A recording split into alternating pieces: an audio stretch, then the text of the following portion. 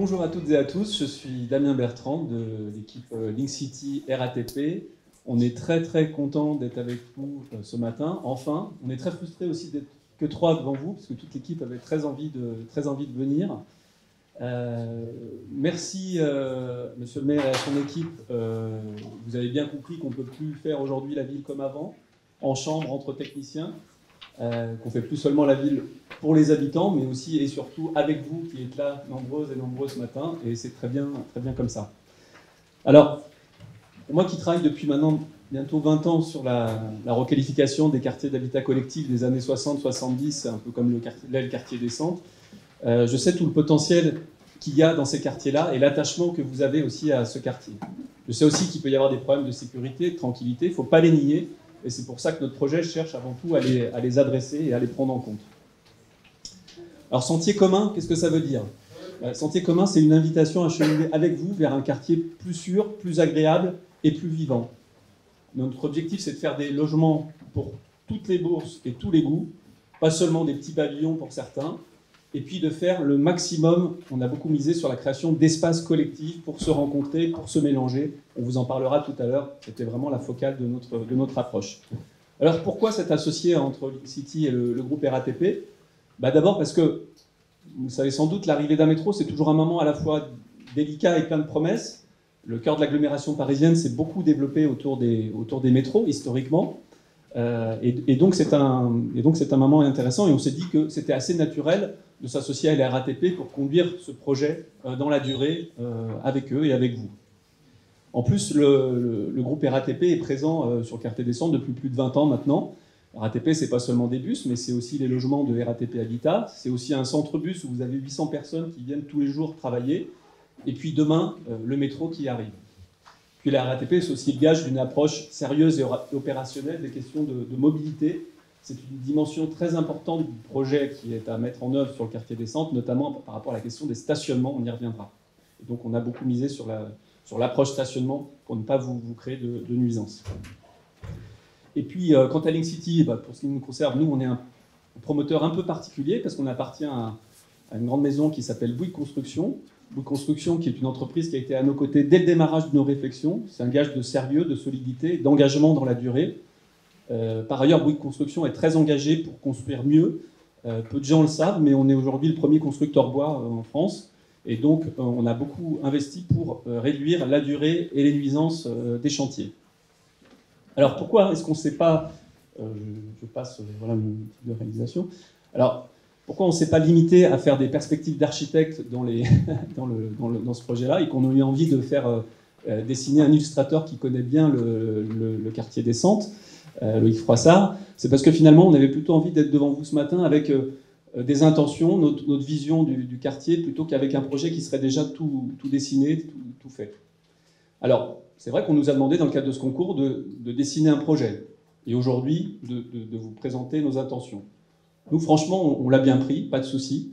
On a dessiné un projet qui nous semblait être le plus équilibré, qui permette d'une part d'améliorer le cadre de vie sur le quartier des Centres, et d'autre part aussi de donner les moyens financiers aux propriétaires, et notamment à Seine-Saint-Denis Habitat, le bailleur, de bien entretenir son quartier et de faire une rénovation de grande qualité pour les logements collectifs du quartier.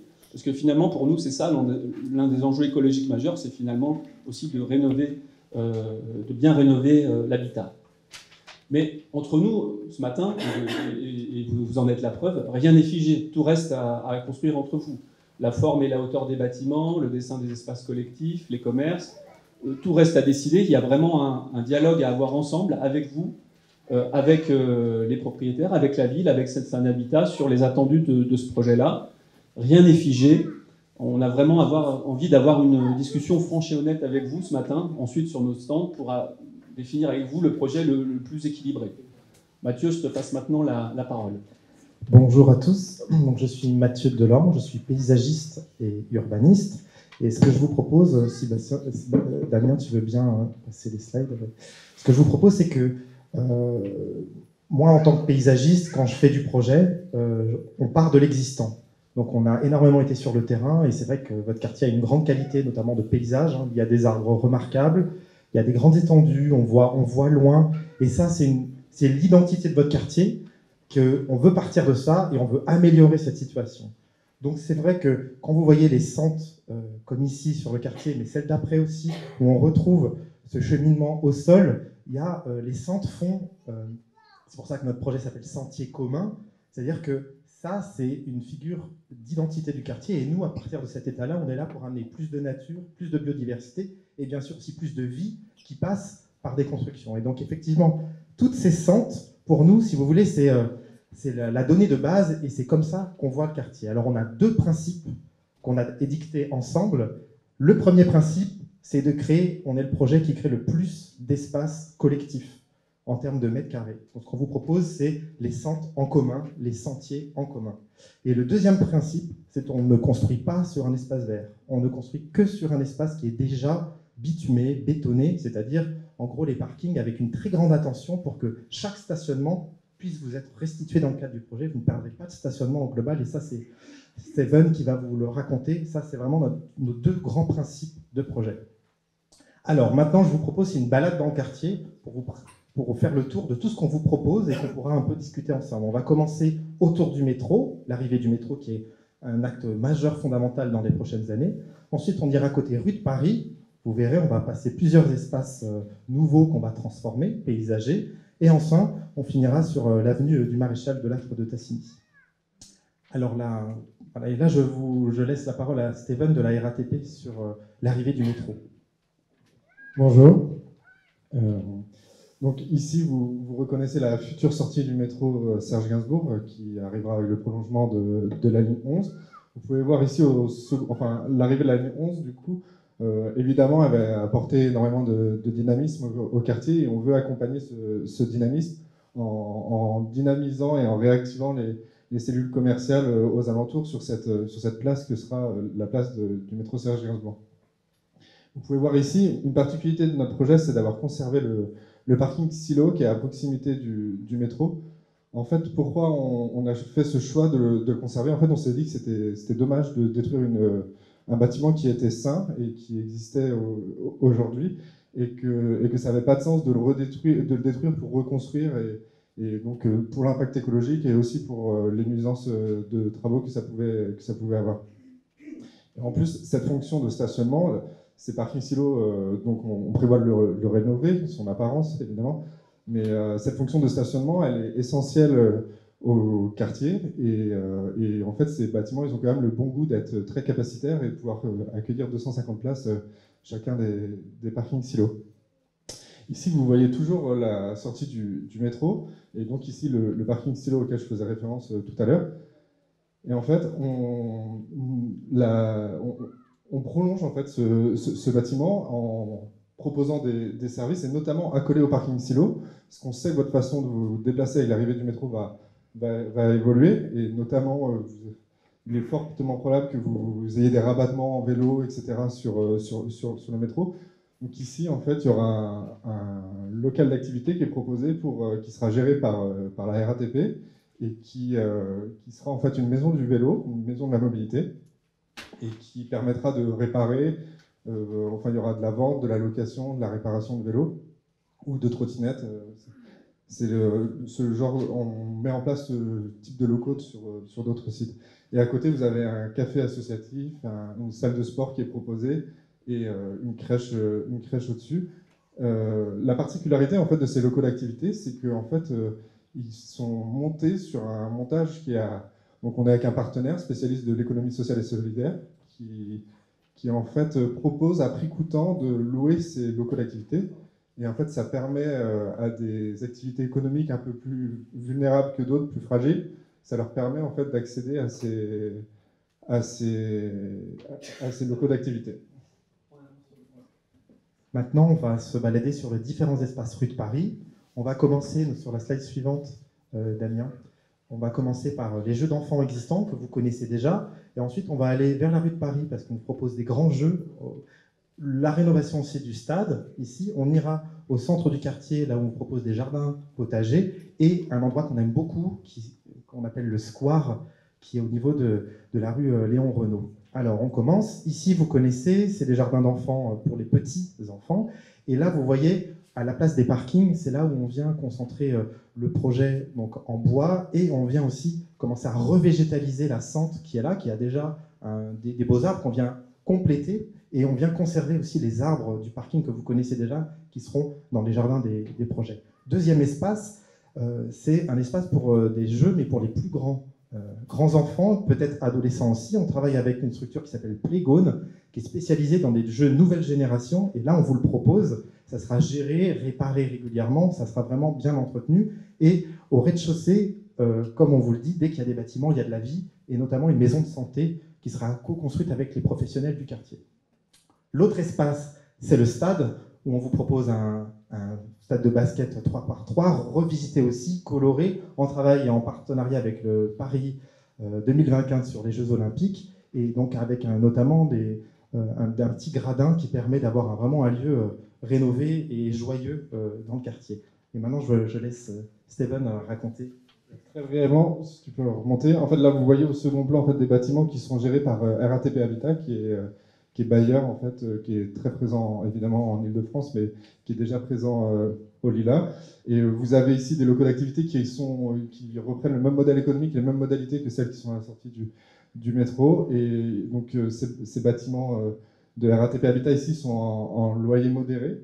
Et à côté, c'est de l'accession abordable, en fait, à 4 500 € le mètre, qui permet en fait qui sera sous modalité participative, qui permet aux futurs accédants en fait de choisir les dispositions et les modalités de gestion de ce futur bâtiment. En fait, la particularité de notre offre, c'est que pratiquement la moitié du logement qui est proposé sera apporté par RATP Habitat. Et donc, ce qui permet en fait d'offrir l'accession qu'on appelle abordable et le logement à loyer modéré. Et voilà. Et en fait, voilà, on a fait ce choix d'offrir d'avoir une offre de logement la plus diverse possible pour le quartier. Donc, si on revient au centre du quartier, on vous propose des jardins potagers. Là aussi, on travaille avec une structure qui va les animer, parce qu'un jardin potager, s'il n'y a personne derrière, on sait comment ça termine. Et donc, elle s'appelle Peace and Love, donc, qui animera notamment des ateliers avec des enfants, ouverts à tous. Et enfin, le dernier, pour finir sur ce coin-là, donc au niveau du square, qu'on appelle le square au niveau de la rue Léon Renault, on a trouvé ce lieu très beau avec un arbre magnifique qui est à l'entrée, qu'il faut absolument conserver, qu'on peut compléter avec un fruitier par exemple, et qui vient créer un petit espace, notamment au niveau de cette sente. Là, c'est là où on propose le logement étudiant, avec un rez-de-chaussée que vous voyez très ouvert, qui apportera la lumière, on pourra rentrer le soir chez soi, il y aura du monde, ça sera animé, ça sera vraiment vivant.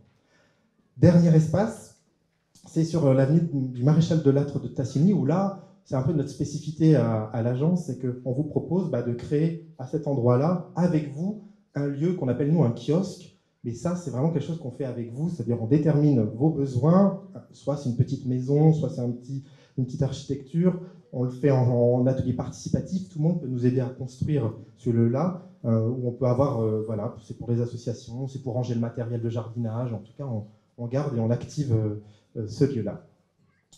Et je vais donner la parole à Damien pour conclure. Merci. Je conclus.